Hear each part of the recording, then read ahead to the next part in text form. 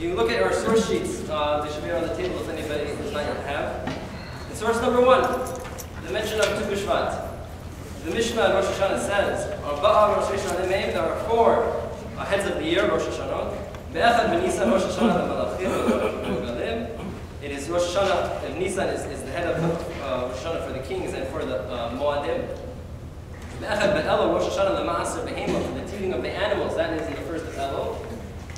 Rabbi Shimon Omrim be'echad b'tishrei, I'm looking about that. Be'echad b'tishrei Rosh Hashanah, the shonim, the shmitim, the ovos, and the tiyah, the yirakot. The first of Tishrei is our Rosh Hashanah, and that also defines the beginning of the count of the years for Shemitah and Yovel. Me'echad b'Shvat, Rosh Hashanah le'ilan k'divrei Beit Shammai. Beit Shammai says, when is the Rosh Hashanah for the trees? The first of Shvat. Beit Hillel omrim b'chamisha asar on the 15th. And that's in Paskin, like Beit Hillel, the 15th of Shvat is the Rosh Hashanah for the trees. Now I read this Mishnah and I was thinking, you know what? Dried fruit's all very nice, and I'm sure many people here, just like me, grew up eating, not cake and guava and pineapple, but boxer, which could break your teeth. Why not? If you look at it, what's the first of Elul? Is Rosh Hashanah l'Maser Behema. I would prefer if we can have instead of a Tu B'Shvat Seder with fruit, let's have a Aleph Elul Seder with a smorgasbord of hot dogs and pastrami and steaks. Why don't we have a Seder for the animals, so to speak, and let's partake in that. So we see that there's already something, we don't do that, let's see there's something already that has attached to Tu B'Shvat, different from the other Rosh Hashanah. So if we're thinking Rosh Hashanah, we might perhaps think that it's some type of Yom Hadin, it's a judgment for the trees. The trees are not being judged and what's going to happen, kind of like what's happening with us in Rosh Hashanah, or Rosh Hashanah. But that's explicitly not the case, because the very next Mishnah in Rosh Hashanah says, in the next part, in 4 parts of the year, the world is judged. The Pesach on Pesach, the world is judged in terms of how much wheat is going to be for the year. On Atzeret on Shavuot, for the fruits of the tree. The Rosh Hashanah kol be'olam ovrim lefanach kirvnei ma'arom shenamar yozer yachad libam and et kol ma'asehem. On our Rosh Hashanah, Aleph Tishrei, we're judged. All of the world is judged. And on Sukkot, the world is judged in terms of water. So in terms of the Yom Hadin for the fruit, what's going to be, how much fruit is going to be in the world in this next year, that's a separate day. That's on Shavuot. And the truth is, it makes a lot of sense if you look at all these times, the timetable that we have for the Yom Hadin. Right? Because of all of these time periods, it's right before really they're coming into the world. On Sukkot, the world is judged on water. Right? And in Eretz Yisrael, that's when the rains start. The Tu'ah on Pesach, the Gemara explains, is actually twice where the world is judged on crops. One is at the beginning of the planting season, right? And one is at the end on the harvesting, which is right before Pesach. And Shavuot, which is right at the beginning of the summer, is for the Perot, because now all the fruits are really coming out of the tree, and that's when the judgment comes. So if it has a separate day, if the fruits of the trees have a separate day for judgment, for how much it's going to be, so what exactly is the significance of having a Rosh Hashanah on Tu B'Shvat?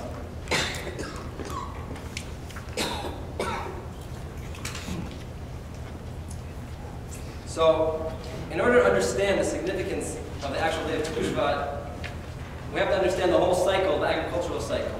So in Eretz Yisrael, there's some ramifications here in Chutz La'aretz, there's a 7-year cycle, right? 6 years of what is called the normal cycle, and the 7th year is the Shemitah, the sabbatical year. And every one of those years has its own significance. Throughout all the 6 years, so there's the dinam of Truma and Maser. So Truma is, you harvest all your crops, basically you take off a certain amount, and now you give it to the Kohen. Right? The Kohens, they're serving the Beit HaMikdash, they're teachers of Am Yisrael, so they also need, they don't have their own food, so this is, so to speak, their payment for doing their social services.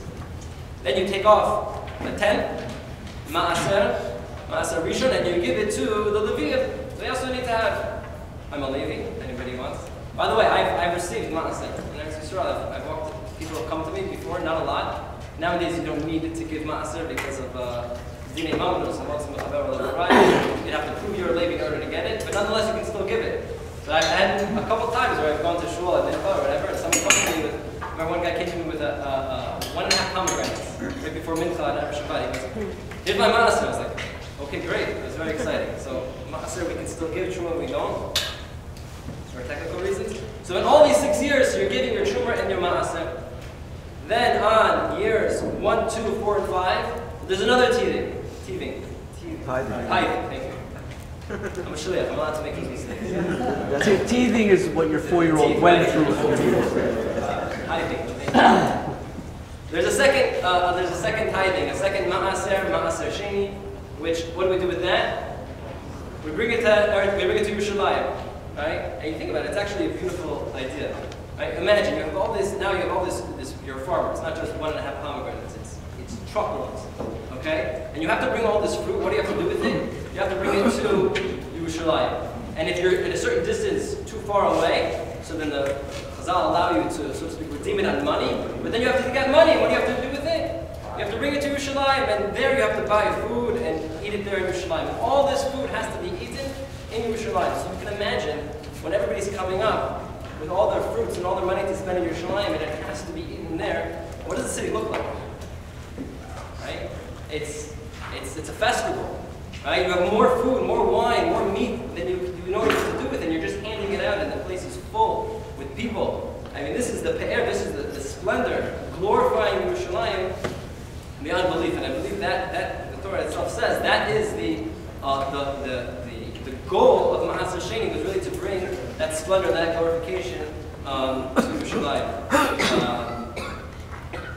And then in year 3-6, instead of Ma'aser Sheni, we have Ma'aser Ani, where the second tithing, right? Tithing goes to the poor people, as opposed to bringing it to Yerushalayim. So that is the structure of the agricultural cycle. What does this have to do with us? Because Tu Bishvat is no more than just really a day of taxes, right? In America, April 1st. Here, I don't know what it is in Canada. Where your tax day, you say? 30th, what have you. So it's really just a line. It's really just a date of production. Why so? So in source number 2, the Torah tells us, you shall tithe all the seed crops that field gives forth year by year. Which basically means what? Every year which you're giving now, your truma, your ma'aser sheni, your ma'aser ani, it can only be from that year's crops. Right? If I'm now in the 2nd year and I still have wheat left over in my silo from last year and I have my new ones and I got to give it now to the Kohen or Levi, so I might think, well, I'll just take some of last year's and I'll take 1/10 of everything from last year's and I'll give it to the Kohen or the Levi and I'll take the good stuff. So the Torah says, no. Every year's crops in terms of what you're tithing, it has to be from that year. You can't mix and match the years. Okay, so you need to know how the date of production to tell us what? Which year you can take from what? So when is that date? That date is Tu Bishvat. That date is Tu Bishvat for the fruits. Why so? Why Tu Bishvat for the fruits? So thank God the Gemara itself asked this question. Source number 3. Be'echad Bishvat Rosh Hashanah le'ilan. My time, huh? Amar Rabbi Elazar, Amar Rabbi Yoshia, hold the Yotze Rov Gishmei Hashanah, V'adayin Rosh Kufa B'chutz. Because at this point in the year, the majority of the rain has already fallen for that season. And nonetheless, there's lots of winter to come, as we see outside. And therefore, what's the ratification that now the majority of the rain has fallen? Why do we care? So Rashi explains in source number 4, Nefet Bishvat Rosh Hashanah le'ilan. ואין תורמן לפירות אילן שכנתם פירותיו קודם לכן על פירות האילן שכנתם לאחר מכן. You can't, as we already explained, you can't mix and match the years in terms of tithing your fruits. Behold, v'yotzei rov gishmei hashana, because the majority of the rain has already fallen for that time period. שכבר עבר רוב ימות הגשמים שהוא זמן רביעי ועלה השרף באילנות ונמצא פירות קטן מעטה. The sap of the tree has now started to go up. And therefore, we know that now it's going to start to blossom. Still, what's the ramification then? Why do I care? Why is that going to define the cutoff date in terms of my, so to speak, taxes on the fruit? Yes? Okay, excuse me, but when you say the cutoff date, you're talking about from the previous year up until Tu B'Shvat, right? Yes, exactly. Okay, because, well, go ahead. Sorry, go ahead. No. Because that's when it's already a completely new cycle. When the sap is rising and most of the rains have stopped, and that's like our bracha on Rosh Hashanah. Why is that? The cycle has stopped. But what I find confusing with agriculture is all the different times regarding the different species of fruits and trees and everything. I would think that they would be all the same. Excellent, excellent. Thanks for raising that point. We're going to get that right away. I did not prepare to ask this question. You did that right. Thank you very much. We'll get into that right now. The truth is, it's Rosh Hashanah Le'ilanot, it's for the trees. Okay. But we take Truma and Maser not just on the fruits of the trees. We also take it on vegetables, we take it on grains, we take it on olives. And not everything has the same Rosh Hashanah, and not everything goes by the same parameters, which we'll discuss right now. Actually, there are three different ones. If you look at source number 6. Amar Rabbanan Ilan Bata Chanata Tuan Zaytin Bata Shlish Yerek Bata. The Rabbi said that for the trees, it goes by the formation of the fruit. When a fruit starts to first either blossom or form its shape, that defines its state. Meaning, if it has reached that state of already forming on Tu B'Shvat already, so it's of the previous year. If it hasn't reached that and it reaches that state of formation of the fruit after Tu B'Shvat, so it's of the next year. That's for Perad on fruits of the tree. T'vu'ah b'zeitim batar shlish for grains and olives, it goes by a third of its development. I.e., if it's reached, if these produce have reached a third of their development, right, growth, by Tu B'Shvat, so then it's of the previous year, and if not, only after Tu B'Shvat have they reached that, so it's of the following year. Okay. And Yerek Batar Lakita, all food, cucumbers, tomatoes, it goes by whenever you picked it. You picked it before Tu B'Shvat, so it's of the last year. You picked it after Tu B'Shvat, so it's of the year to come. Right? Why should that be? Right? When I asked the question, I was thinking of Shemitah. Shemitah. Good. So the Shemitah, there's different aspects of Shemitah. So by Shemitah, Rosh Hashanah Shemitah is Tishrei. Aleph Tishrei just said. So that's really in terms of Shemitah has many aspects to it. One of them being working in the ground, and that would go by Aleph Tishrei, right? But in terms of defining when the fruit, what year the fruit is, that actually goes by Tu B'Shvat. So meaning, let's say I'm in the 8th year, right? It's already the 8th year. Shemitah ended on Aleph Tishrei. I can work the land now, right? But the fruit after Aleph Tishrei is starting to form. So if it already had started to form before the following Tu B'Shvat of the 8th year, so what's that fruit of? The 8th year. It's Shemitah fruit, which means that it has Kedusha. Okay. Right, so with Shemitah there's a split, and there's, so to speak, Rosh Hashanah for the land, Right. how we define the year of the land, and how we define it for the fruit. So it really is, Tu B'Shvat is really the date of production for the fruit.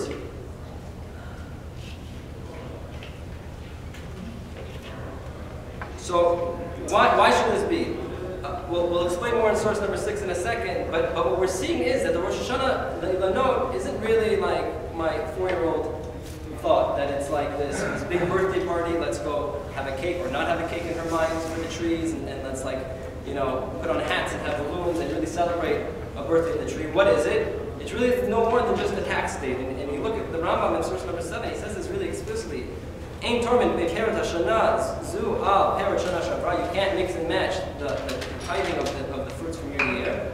V'lo me'peret shana shavra al peret shana zu. V'im taram eino truman. If you had taken from this year on last year's or vice versa, it doesn't count. It's like you did nothing.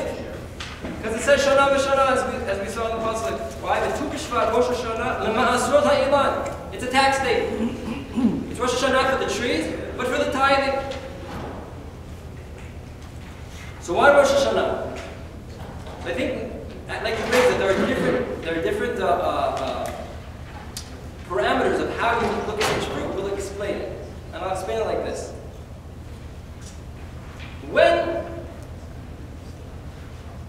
They had to make the international dateline. Right? Where do they put it, right? We have 24 time zones. And that point where it goes from 0 or 24 to 0, and there's this jump in the day, well, where do they put it? I'm not talking on a halachic level, even though halachically it comes out based on that. It's more or less very close to where the world does it. But where do they put it? The Grand Meridian. So they put it right between like Alaska and Japan, right down the Pacific. Why? I don't know. New York, Toronto, Paris, Rome, Hong Kong. There are lots of big. So why didn't they get the honor of holding? Well, right here, Times Square is where we're going to have the Dateline come and like give honor to Bathurst, right? Let's make Bathurst. East of Bathurst is Tuesday, and west of Bathurst is Monday. Wouldn't that be great? What an honor for Toronto. It would be chaos. It would be absolute chaos, especially me. I have to get from all times to Old Pana, and I wouldn't even know what schedule to use. Is it Monday or Tuesday? I have to cross over Bathurst. Right? And they picked the middle of the Pacific because there's, so to speak, there's the least amount of casualties. We don't want casualties. We want people making mistakes all the time in terms of the days. So we do it down the Pacific where a few islands will be affected. But other than that, it'll be Shalom al Yisrael. So the same exact thing, I believe, is with Tu Bishvat. Right? If I need to go out, let's say the Rosh Hashanah and the Ilanot was in the middle of July, in the middle of Tammuz, and I go out, and there's beautiful fruit, there's avocados growing, there's mangoes, there's plums. In Eretz Yisrael, you feel it because you don't get these fruits until the summer, but it's just gorgeous. You go to the Galan, you go on a walk, and it's just, there are mango groves all over the place. And if I were to go there and say, okay, it's Rosh Hashanah and Ilanot, now I have a problem. Because how do I know what's from what year, right? It would be a disaster to go and try to figure out which mango is from this year, which mango is from last year, because they're all on the tree at the same time, right? But if I go out and there's nothing on the trees, they're in their, so to speak, they're literally their birthday suit, they're naked, nothing there, then it's so easy for me to know what goes from what year, right? Because there's not going to be any growth for a while. So any growth that comes in another month, all right, in another couple of weeks, and only then is it going to consider it. So I know this is from last year, and everything else is from the year to go. So I would say that Tu Bishvat, so to speak, is the international production dateline for the fruits. It's the Pacific Ocean. Right? We draw it right down here, and there will be no confusion in terms of making a mistake.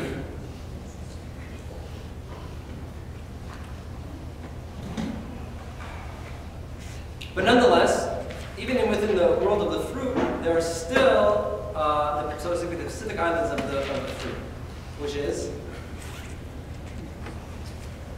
what fruits are going to be the casualties here? Winter fruits. Well, grapes earlier. You're going to have citrus fruits, right? And more specifically, let's say a fruit that just grows all year long, it doesn't even come off the tree, which is the etrog, right? The citron. This citron just keeps on growing and growing and growing. You don't take it off, it'll just grow to infinity until it breaks the branch. Okay, so what do you do with a fruit like that? And the truth is, I'm exactly that fruit. There's a machloket. What do you do? The Gemara says, where is it? In source number 8. Thank you. Rabbi Shimon ben Elazar Omer, "Leket etrog erev Tu Bishvat, עד שלא תבוא השמש, וחזר לקב משתבוא השמש, אין תורם ומעשר מזה על זה, לפי שאין תורם ומעשר לא מן החדש על הישן, ולא מן הישן על החדש."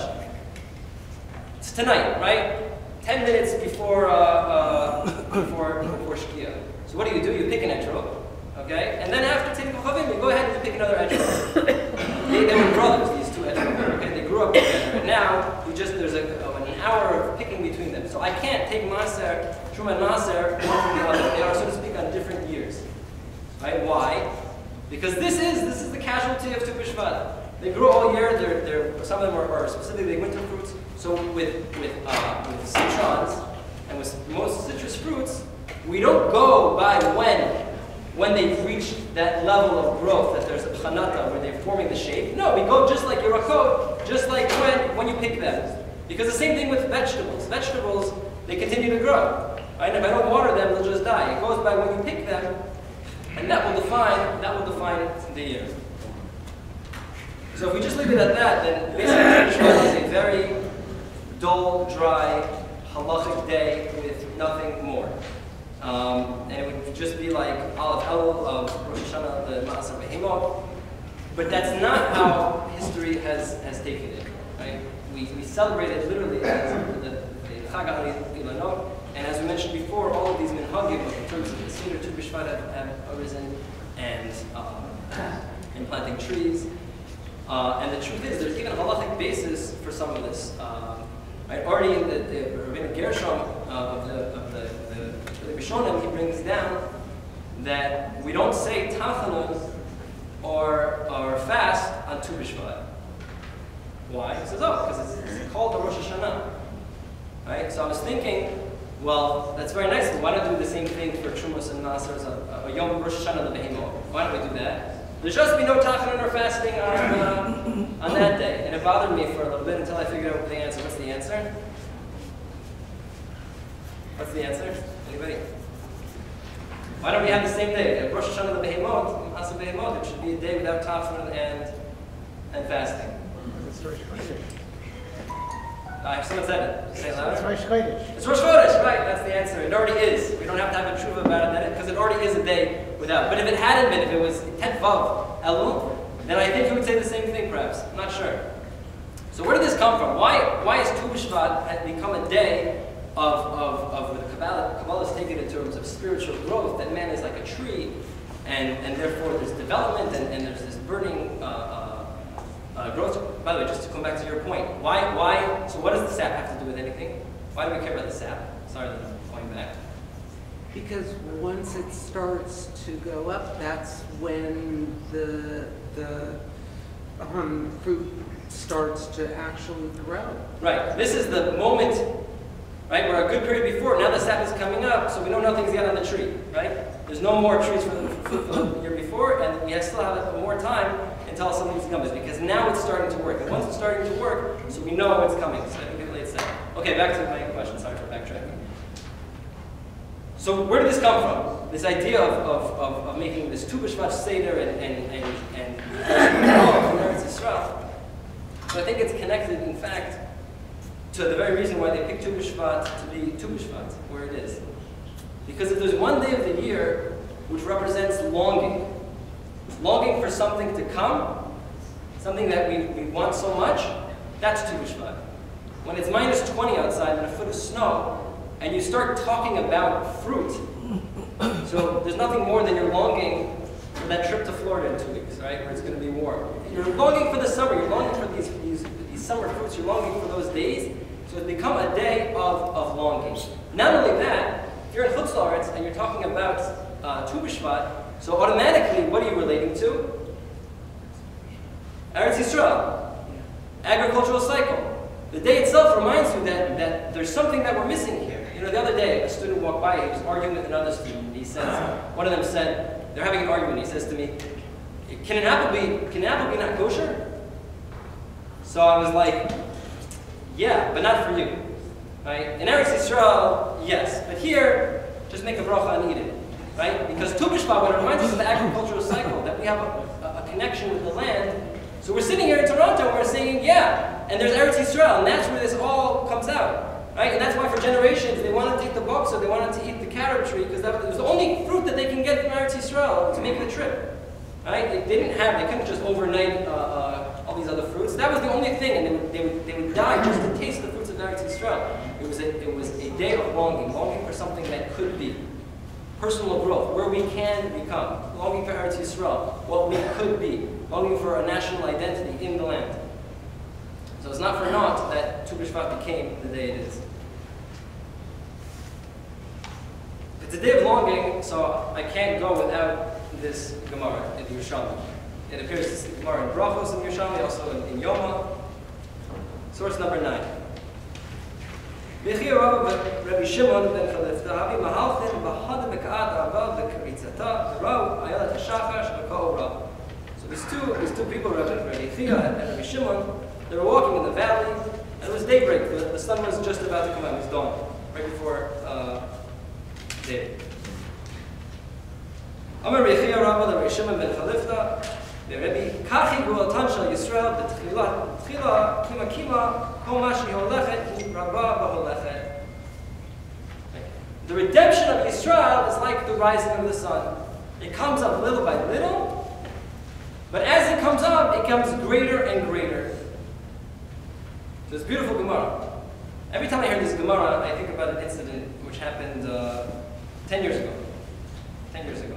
So 10 years ago, for those who remember, we had Birchas Achama. Every 26 years, the sun goes back to the position where it was in creation. 10 years ago was a special one because it was also an Erev Pesach, which that's also when it was Erev Pesach on creation. So I happened to actually be in New Jersey at this specific one. It was Erev Pesach.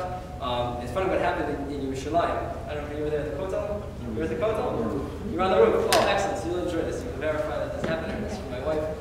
So everybody's in the Kotel Plaza. It's very exciting. They're making a big deal out of this. And there was a person on a loudspeaker. I hope it wasn't you, otherwise I'm going to embarrass you. Was it you?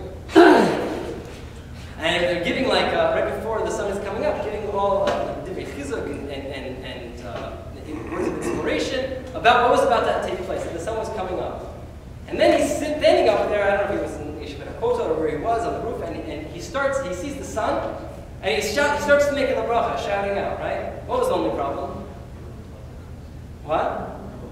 Exactly. He's higher up. So you have hundreds of people down below are looking around like, am I looking the wrong direction? And he's screaming out the bracha. And it creates a huge balagan and kind of like, I guess, was dampening the moment of all this excitement because everyone was looking for the sun, and it was another 2 minutes before they were going to be able to see it over the Kotel. Okay, that's what happened in Yerushalayim. Toronto, I heard, was a cloudy day, and we got to make the bracha. Sorry. So in Teaneck, it was cloudy, but it wasn't ad kadei kach cloudy. And I remember we did Pir Chametz, and we all went to the big park in Teaneck, Boti Park, and there was a huge gathering. But it was still cloudy. It was still cloudy, and we were waiting because there were breaks in the clouds of when you can expect the sun. And we're waiting, and they also had people on the mic who were giving divrei chizuk, different rabbanim, who were giving the kavod to, so to speak, welcome the Birchas Achama. And we saw in the clouds there was a break. It was probably like 6-7 minutes away. We had 6-7 minutes, so they were talking about what the Chama is and all these things, and calculating it, the Rav that was speaking, he brought this Yerushalmi, and he spoke about how really the Geula of Yisrael comes kima, it comes little by little. And as we're waiting for the sun to come, and it's Erev Pesach, and Erev Pesach is all about Geula, and as he's giving this, literally quoting this Gemara, what happens? It's an amazing thing. It was such an experience. It was supposed to be 5 minutes away, but like in the movies, just right there and then, the clouds just opened up right where the sun was. And as he was saying, the Geula comes, kima, everybody, he stopped, everybody did the bracha together, and it was just this experience of, wow, you know, it's true, the Geula comes, kima, comes little by little. And you can expect it down in the future in 5 minutes, in 10 years, in 100 years. But sometimes, and that's what I felt, I felt it at that moment, sometimes the Geula can come how? It can come like that, because the sun sometimes can surprise you. And that's the history of Am Yisrael. There's always this burning desire, and that's what Tu B'Shvat is really about. It's a desire for what can be, for the Geula, for our own personal Geula, and for the national Geula. And it comes kima, but it sometimes comes suddenly. And I just saw this in in source number 10. The Midrash Chazal speak about Geula coming in a natural way. It has to be slow because the way that things come naturally is little by little. So it's not just like, you know, you walk in to a room and your eyes will close and all of a sudden dark and all of a sudden there's light. It'll burn you. It'll hurt. So it has to come slowly in order not to damage. Just like the rising of the sun, it comes slowly by slowly. But when it comes miraculously, it'll come boom, like that. Just like that. And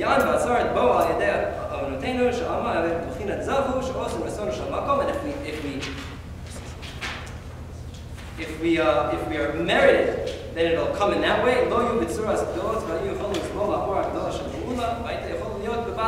we merit, it's on our own merit, then it's going to come in b'at achad. It's going to be like that cloud opening up. But if we're not meriting it, then what? And then it's going to have to come slowly, it's going to have to come painfully. Then we are not on the stage, on the level where we can handle that light. Then it has to come slowly, and we have to get used to it. And that is clear. Let's jump to the next paragraph.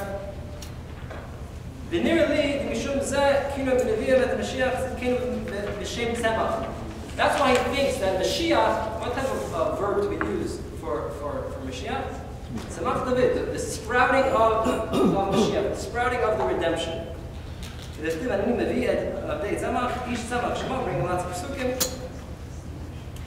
Skip the next line, go on the end of the third line.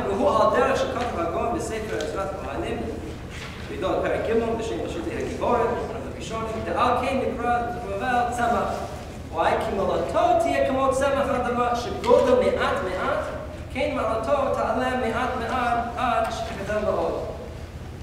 The redemption comes, sometimes it has to sprout forth like a tree, it has to sprout forth like vegetation.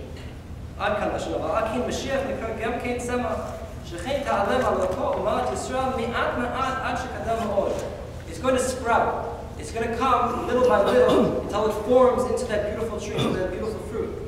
So Lamar, it's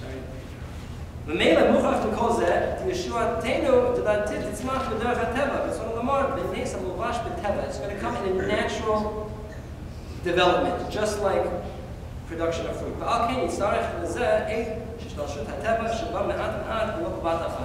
It's not going to come unless we're really, really worthy of it, like a boom. It's going to come slowly. And I think, as everybody in this room realizes, that's what we're experiencing in our generation, right? We're experiencing that slow redemption which is now being expressed. And on Tu B'Shvat, where it's a day about the desire for the redemption, and Baruch Hashem, we don't have to just eat carrots. We can have figs and citrus fruit, and you can go to Costco, you can get Jaffa oranges. It's amazing, right? Amazing, Jaffa oranges. No? In terms of Truma Masas, take out Truma. You can't get it?